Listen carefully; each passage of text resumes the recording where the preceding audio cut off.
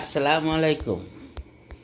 আপনারা আমরা যারা কাজ করি কারা খালকাইটা কুমির আনছেন গড়ে এটা বলবেন। তার মানে ফেসবুকে ঢুকলে এমবি থাকে না, এমবি বর্তে বর্তে পকেট খালি হয়ে যায়। এই জন্য আমরা সবাই দেখা গেছে লাইভে বসি, ওয়াইফাই গেছে গা, লাইভটা কাটটা গেছে গা।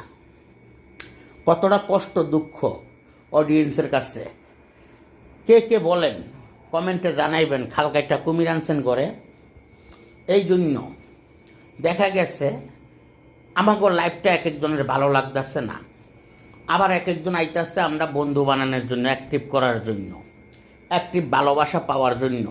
তাই না ভাই? সত্য না মিথ্যা বলবেন। কেউ বলতেছে যে এই বেটারা পাগল হয়ে গেছে গা, এরা কী করে, এরা ফেসবুকে কী করে, পেজের ভিতরে কী করে। বা এরকম কেউ কিছু ভাববেন না, মনে করবেন না।